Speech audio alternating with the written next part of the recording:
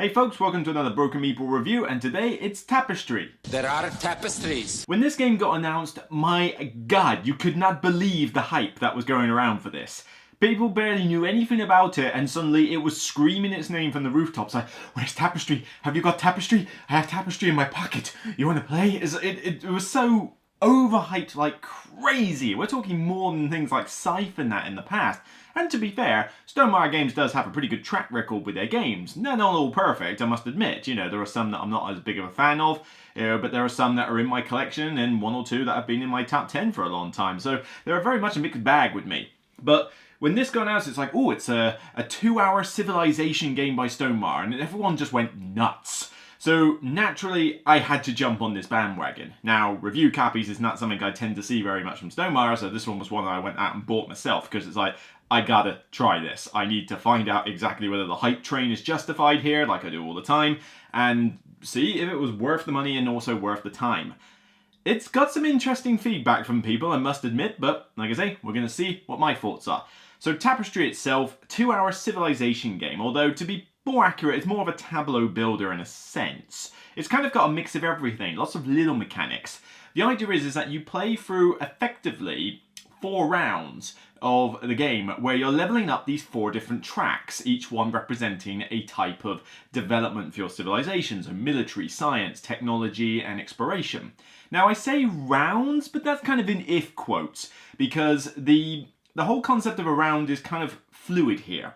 You don't all do something and then end round and then clean up. The idea is that you keep taking actions that cost resources, but once you're done, you decide, I'm going to have an income turn. And then you go through this step-by-step process of collecting some more resources, playing another Tapestry card, which is kind of like a special effect that you get for the next round, and doing stuff that your civilization card, like, you know, your player power effectively gives you. But you might do your income turn at a completely different time to when the opponent does, sooner rather than later. So your game will end when you've done, I believe, your 5th income turn in the game. But you might be sitting there for a few turns before the next person actually finishes the game and does their 5th income turn. It's very just kind of not necessarily entirely multiplayer solitaire, but you are effectively building up your civilization at your own pace compared to everybody else's. But of course you have to pay attention to those development tracks to see where everybody is. The idea is that with these resources, you are leveling up on these tracks, and each one gives you a special, like a power or an action that you can do, and the actions are different on every single space. So you level up a military track, and this will allow you to put outposts on this global map where you control locations. Exploration allows you to place these hexagons, almost Carcassonne style, on the map itself, and build up the land and get some extra bonuses that way. The technology one allows you to get technology cards, which level up slowly as the game goes on, but you can speed up in other ways, and basically it gives you a bonus as it levels up. And the science track allows you to potentially level up on other tracks with the roll of a die, but gets you a few other little odds and sods, you know, as time goes on, sometimes without the bonus. So it's kind of like a way of speed leveling other tracks, but you don't necessarily know which track you're going to level. Now, the tracks behave very differently, but they work in a similar concept. They cost different resources depending on how high the tiers are, and the actions get progressively better and better, and you've got to decide whether you're going to do a little bit on each track, or more often than not, really focus on one particular track and try and maximize it to its finish. Now, once you've done enough actions that you've run out of resources to be able to do more actions, that's when you take your income turn, and then you rinse and repeat and go through the process again until you've done your 5th income turn. Once everybody has done their 5th income turn, then funny enough, the one with the most victory points gathered throughout the game and with endgame scoring is the winner. Of course! Now, as I said, this is hard to call a civilization game, as much as it says it on the box. Yes, you are building up a civilization, but this is very different from something like Through the Ages or Nations or any other, or even just civilization in general, where you physically have this very distinct civilization that you're building up from the ground. This one feels more like a tableau builder, but like I said, it's got a little bit of everything. The exploration of the map is very much area control. The tracks themselves are kind of a typical Euro mechanic. Level up a track and get better at it. You've got resource management, which is typical of a Civ game, but then you've got a slight bit of tableau building with the Tapestry cards, again, a special effect that you can get for the round. There's just And there's even like a little city building element on this little square map that you have, which has blocked off elements, but you place little buildings that you can unlock that give you more income. And if you pass by certain levels of those tracks, you unlock these landmark buildings, these gorgeous landmark buildings, we'll get onto them later, and these can cover spaces on your map, and it's almost like a Baron Park style, not quite polyomino, but you're filling up the spaces and trying to complete the squares or complete entire rows and columns. It's got a little bit of everything, almost like a big like Stonemaier Euro minigame series. It's just lots of little things put together to make this one game. In terms of the rules themselves, they're actually not that complicated. There's a little bit of rules referencing here and there, and you've got a fair bit of iconography to sift through. But once you get to grips with it, it doesn't actually take a lot to play. The solo mode, I'll get onto in more detail later, is a little bit more fiddly to get your head around, but for the most part, you basically just choose a track to level up, pay the cost, and do the action.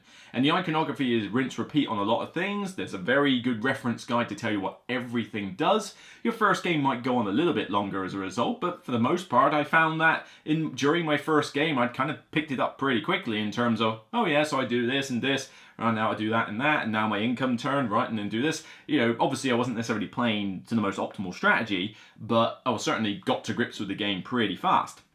Now, let's obviously start with the easiest thing that no one can deny is a positive in this. Well, aside from the fact it's probably overproduced in a sense, but my god, this is pretty nice, this game.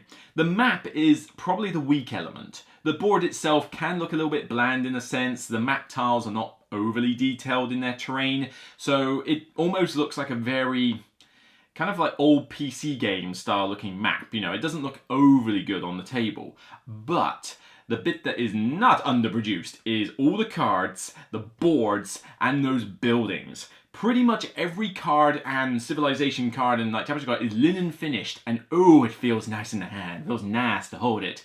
You don't really need to sleeve these cards, even though you can if you want. The box will fit them in, but frankly, I think the cards will keep in good quality for a fair while. But the buildings, oh my god.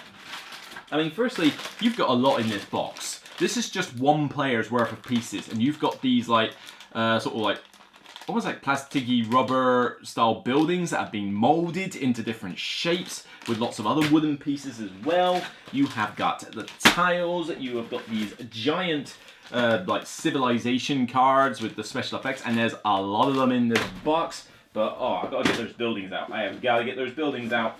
Ooh. You get a tray of these, and these buildings I want in more games. Could you imagine Suburbia if it had buildings like this? I mean, the new edition's really nice, but could you imagine if it did? Look at these things. You good looking. These things are ridiculous. They are amazing and I love them. They are so good. Probably, like I said, overproduced for what they do, because frankly, all you do with these buildings is you basically, when you get past a certain level on a track, you unlock the building if you got there first and you place it on your little square map, and that's it. It doesn't do anything else for the rest of the game. It's purely a placeholder. Something that a polyomino tile could have done just as well, but instead they give you these and they're so good. You're not sleeping with it, are you, Ray? I mean, my god. I mean, the game is not cheap. This is kind of like a £60 to £70 game on the retail price. Not cheap. And for what you get in it, most of that money is going into the production quality of those buildings, I have to say. The rest of it is kind of like, I would expect this from a cheaper game. And, certainly I don't think it's necessarily going into development time, a little bit more on that later. But, yeah, production quality, this thing is sound. The insert will hold everything for you, cards, resource and everything. You just put the board on top and then bag up some player pieces, and that's it. Fits in there nicely in a decent square-sized box. Now, the game says 1 to 5 players. It plays fine as a solo mode, actually. In fact, I dare say it's probably better as a solo mode. The way it works is that you not only have the Automna, which the Stonemaier thing is kind of famous for, the Automna factory, And you also have a Shadow Empire. The Shadow Empire pretty much does nothing apart from level up tracks randomly and, nick buildings if you're not quick enough. The Autumnar, however, scores points for various symbols, but is also leveling up the track, and you use these two cards paired together, kind of like what Gaia Project does actually in its solo mode. And as you pair them together, you look at various icons, and it tells you via a reference aid whether they level up on this particular track or that particular track, whether they take an income turn, and you go through this deck of cards that's randomly sort of allocated at the start of the game and add more cards each round so that their income turns come less frequently. It actually works pretty well, and once you've gotten used to the game, it's a good way to really try these other civilizations, because there's quite a lot. I mean, there was a fair few in this bag. I forget how many there is, but there's double digits worth. I mean, like 12 to 15, I believe, of these civilizations. Each one behaves very differently, and solo mode's a good way to just churn through them and try them out.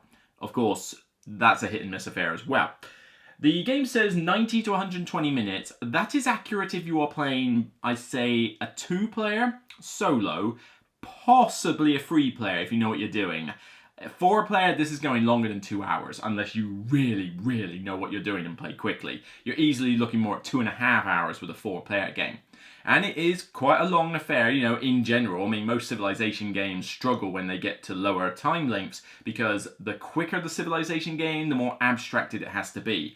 And in this case, that's definitely no change here, and a bit of a negative in my opinion, because most Civilization games, I want to have a strong theme. What you're doing is thematic, and I feel like I'm part of the civilization. This one, though, the theme is not there. These tracks have just got whatever actions on it. You go one up on the technology track and you get a technology, and then the next one you get to get a little income building, and then the next one you get a tapestry card, and then the next one you get, you can scrap the technology cards and draw one. They're not necessarily in any particular order in terms of how the actions work, and the whole city building thing, I mean, you're basically just placing these the tiny buildings look weird compared to this monstrosity, and you're just putting them up to fill up rows and columns. Why? Because reasons. The maps themselves, one's called grassland, one's called mountain, one's called desert, and there's slightly different areas which are blocked off that you can't put buildings on. Do they feel like a desert or grassland or mountain? Nope. It's just a little picture at the top that reminds you that's the terrain type. Otherwise you would not be able to tell. The civilizations, yes, some are called craftsmen, entertainers, futurists and that. And for some of them they've got player powers that kind of make sense, but then others are like, okay, whatever. And even then, as a civilization, some of these names are weird. I mean, the futurists, okay, that kind of makes sense. The craftsman is odd. That's not really a civilization, that's just more a trade. And then there's one called the entertainers. Civilization of entertainers? How does that work? They got some really bizarre names. And just generally, as you're playing these tapestry cards that can chop and change from anything, give me tyrannical one year and then suddenly democratic the next. And just all these things happening on with leveling up a track and just exploring out this map and doing nothing just to get a bonus and having to orientate your tile so it lines up with terrain, and you get a point for each one that does, but you don't have to. It's just a lot of these things that I'm saying go a long way to saying that this is not a thematic game. In the slightest. You can make jokes about each other's civilization and what you're doing, but that's you injecting it into the game. It's certainly not being drawn from the gameplay itself. Now, the biggest issue I have to tackle is the question of balance and swings. This is getting a lot of flack from some people because of what is known as the swings that this game creates. For a 2 to 2.5 hour game, this has a lot of luck in it. A lot of swings. Now, some of that comes from the dice you roll. You conquer a particular territory and you literally roll 2 dice, one of which is good and one of which is victory points, and they scale up. The idea is that you pick one of those to have as your reward. So you can basically have a good, which frankly, most of the time you don't really care which good it is. Sometimes you've got a little bit of a preference, but then you're usually already getting that by some other means. Or you can get anywhere between 1 to 7 points. Well, hang on, so a die roll gives me potentially 5 to 6 more points, more than you, just because I rolled it on the die. And then the science die. You level up on the science track, and then it lets you roll a green D12, or something like that, to say which track you level up on out of all the 4. It's random. I don't get that. You know, if I'm leveling up on a science track and I think, right, guys, scientists, put all your effort into making me the most militaristic man ever. I demand that you know, make me a spear or make me a gun, machine gun or something. Make me powerful and like, why would they make you a telescope or a toothbrush? You know, that wouldn't make any sense.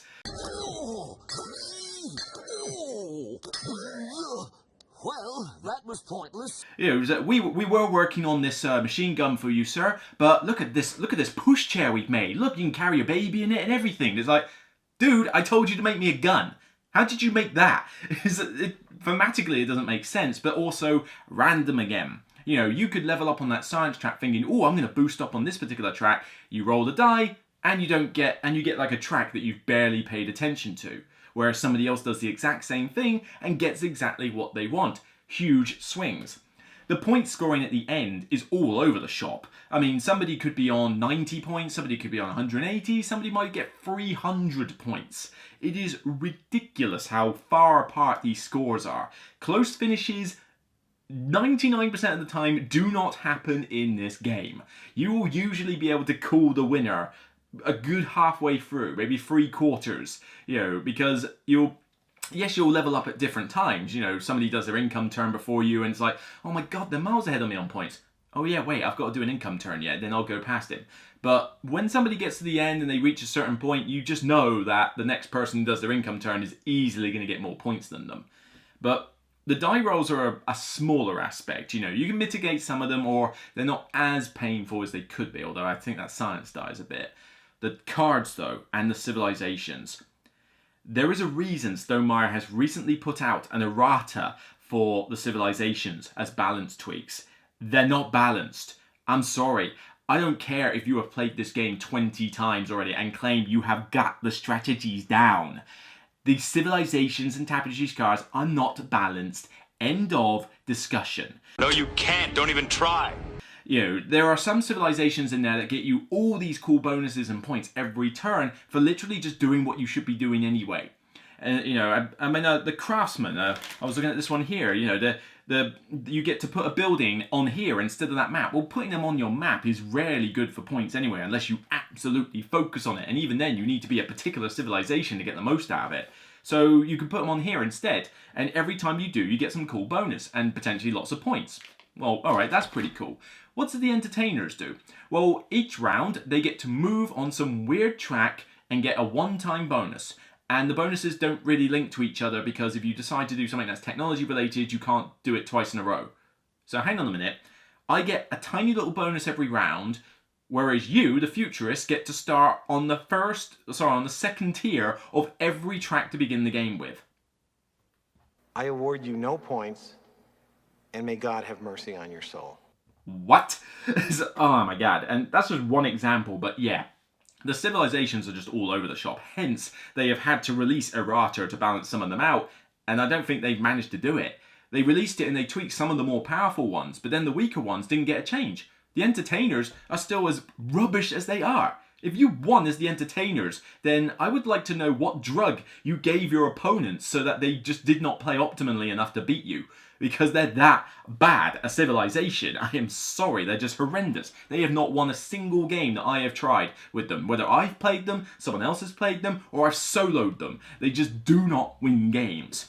And the Tapestry Cards, this was what I was kind of looking forward to most with the game. You know, the Tapestry Cards, like, oh yeah, you can have this hand of cards with special abilities and you'll be able to play these and develop your civilization in a unique way.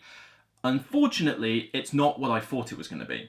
I thought you would have this tableau of Tapestry Cards and you could get like a few of them out or lots of them out. I'm trying to think of a Euro game as a good example. I suppose Maracaibo actually, that I did recently. You know, you could have a tableau of all these project cards in front of you to try and shape what you're doing. I thought you could do a similar thing with this. Sadly, all you do is you can collect as many as you like, but you only play one a round. And the first round, you don't actually play one. It's just called Taming Fire or whatever it is. And the fifth one is the end of the game. So you play 3 Tapestry Cards. That's it. 3. You have a deck of cards about yay big, and you play 3 cards. 3. 3. 3 hours later. 3 cards. Wasted opportunity here. The cards themselves are okay, but the swings on them are ridiculous as well. One card might get you 4 resources without even blinking an eye. Another one might get you a couple of points if an opponent decides he wants to level up on the military in your next turn. Another one might, tell you to roll the green die and get no benefit. Again, random, you might just roll something really rubbish. Another one actually makes everybody roll the die and level up on the track. So you play a Tapestry card and you get something rubbish and your opponent gets something they really want. You've just benefited the opponent from a Tapestry card that's going to benefit you. The effects are just all over the shop. Some of those are just clearly better than others, and it boggles my mind as to where the development time went with this. Now, I don't mind a little bit of luck in the game. A luck in the Euro's fine, as long as it's not too much. I think this one has too much, frankly.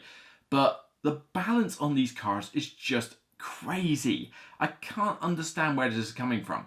And I know what some people are going to say. They're going to think, well, hang on a minute, Luke. What about Viticulture? You love that game so much, and Scythe. Why do you like those two with the luck they have and not this one? Well, firstly, Scythe's luck is only in the encounter cards. And there's usually a good choice you can make because you get to choose out of 3 options. And frankly, I've seen people go crazy for the encounter cards and still lose the game. Grabbing every single encounter card on the board does not guarantee you a win. And a lot of the other stuff isn't luck-based, it's deterministic. So I'm fine with the whole, stuff in Scythe. Viticulture, I know what you mean. In the first versions and that, those visitor cards were a bit all over the shop. But the advanced ones in the Tuscany expansion now give you 2 choices per card. And there's always one of those 2 choices that's good for you. Rarely do I ever pick up a card in Viticulture and find it's completely useless. But you add in those extra packs, the River Rhine pack, whatever it is, the Uri Rosenberg one, I think there was another one that they did. You throw in those little side packs, the cards in them are very well done. Very good balance and, give you easily decent options on every card. So I grant you, Viticulture has a bit of it as well, but it has been improved. And also, Viticulture, because I don't tend to play with 5 or 6 players, is a max 2-hour game. In fact, usually it's a 90-minute game. That one is just on that cusp where the luck factor doesn't bother me as much. But fair play. I can see that if some of you want to use the Viticulture argument, I can see exactly where you're coming from. But I tell you, this has got a lot more than the Viticulture and Scythe ever does from a luck element. More than Euphoria does, and that's rolling dice on a regular basis. If you're not a fan of luck in your Euros, or you thought the likes of Viticulture had too much luck in them for your enjoyment, then you need to stay away from this game because it will drive you up the wall. Now, it sounds like I'm really slagging off this game, and on those aspects, I am. But there is still some enjoyment to get out of this, beyond just the production quality. It is smooth as butter once you get going.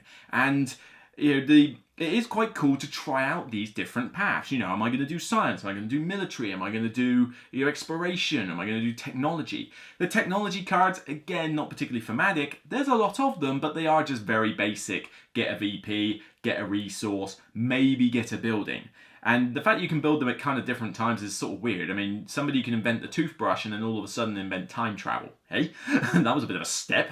And then after time travel, you invent nails. What, I literally couldn't invent a nail before I invented time travel? How does that work? You can tell some pretty interesting stories with your civilization here. And if you're into that kind of roleplay aspect of games, and I'm into that to an extent, then you'll get a bit of a kick out of doing that with what everyone does. Again, production is sound. And if you play, I ideally want to play this with 3 players or less, not 4 or 5. The game doesn't take too long, and the solo mode is pretty smooth as well, once you get the hang of how the automata works. Your first game with the automata might be a little bit fiddly as you're rules checking exactly what the symbols mean for an automata or a shadow empire, but once you've got one game down, you can churn through a solo mode pretty fast without too much trouble. The setup does not take very long either. I mean, you basically have a couple of decks of cards, some are laid out, the tiles just go in a bag, everybody chooses a civ, takes all their player pieces, sets up the little board themselves, and you're pretty much ready to go. It's not a particularly long setup time, it's not even that drastically long a takedown time either. So thankfully, most of the time you're playing this game is actively in the game. But there's still some more negatives with that. I mentioned that it's better with less players.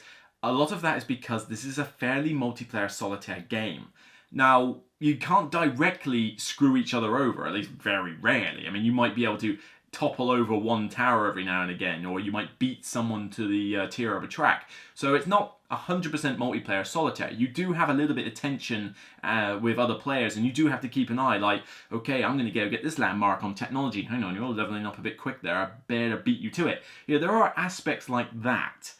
But for the most part, what people are doing with their tapestry cards or their own little map that they've got to them is kind of their own thing. The fact that somebody opposite me is going mad on exploration is not really having much of an impact on me if I'm just going full technology, per se. So having more players I don't think adds enough to the game to warrant the extra time length that it does.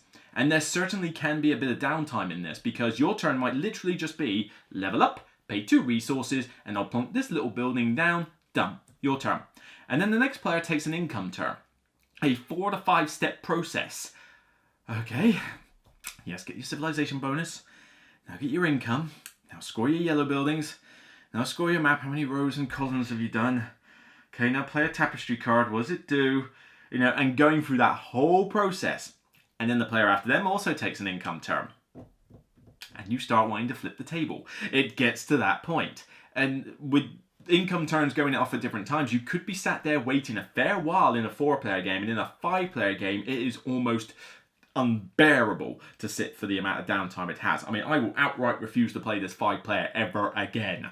3-player max is what I say for this game. 4 is not worth it. 5 is definitely not worth it. 2 or 3 though, you'll get a pretty decent affair out of it. I don't think the game is bad. This is not like one of the worst games I've played all year or anything. There's still stuff I like in it. But for the amount it was getting hyped, for what I was hoping the game could achieve, for the fact that I like civilization games, you know, when they're not super dry and not 5 hours long or something, I like a decent civilization game. I like Through the Ages, I like Nations, there's other ones I like too, but this one just didn't meet the mark for me, and it hurts more. The fact that I'm more disappointed by it than I am hateful of it. You know, there are some games where I think, yeah, there's a good chance I'm not going to like this, and funny enough, I don't like it. That doesn't really irk me as much as a game that I thought I was going to really like, that just didn't meet the mark. Those cons are just too bad. It's not good enough for me.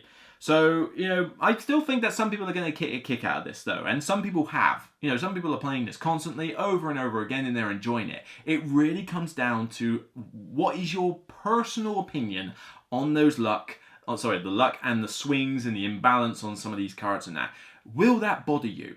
Or will you just chalk that down to the game not being predictable? You know, for you to have a different experience every time, because it does feel a bit different each time with the civilizations and the cards that you come out. There's some similarities with all the tracks and that, but, you know, you could have a very different game exploring with one particular civilization compared with, say, being militaristic with the same civilization, and different tapestry cards might affect what you're doing, but they're not drastic enough a change. You know, and the income buildings, I mean, you might get a few of each, you might just go mad on one particular type and see what happens there. There's a lot of options and a lot of paths. And if somebody said, do you want to play a game of Tapestry? And it was like 3 players or less, I'd probably say yes. I'd be happy to. But I know that this is not one I'm going to seek out. It's not one that I'm desperate to get played. You know, there's a lot I like, but those things just irk me a lot. And this is the hardest one I can think of to rate. I don't really know what rating to give it. I can't give it like a really negative value, because I would still play this game, but I don't want to seek this game out. And I have to admit, I really don't like the problems that are in this compared to the pros that I do like. It's such a hard one. I'm towing to and from between 2 numbers. I think overall, I'm going to give this one a 6 out of 10 in total. I was thinking about a 5. I really was thinking about a 5. But I do get some entertainment playing this game. The solo mode is decent. You know, I don't mind a bit of luck and swing in the solo mode. If I was to keep this game, I would probably just play the solo mode. But if somebody wants to play it 2 or 3 player, I'll probably play it. But those cons are really bad cons. Not just for me, I'm sure for a lot of people as well. And there's just some choices that just don't work for me. And they are big point, like, they're big loss of points on the rating for that. But I don't think this is boring. I don't think this is like a bad game per se. Hence, I don't really want to put it to 5 and don't want to make it any lower than 5, definitely. But yeah, 6 is probably the best I can do it. Even then, that was teetering between 5 and 6. It's fine, it's okay, but it's a huge drop from the hype that it was setting itself up to. The bar was just set far too high, and it didn't get anywhere near that bar, unfortunately. So that's it for me. I'll see you on the next Broken Meeple review, and regardless of whether you have swung all the way around 360 and come full circle with the swings and imbalance that this game has, it's still, at the end of the day, only a game. Take care, and I'll see you on the next video.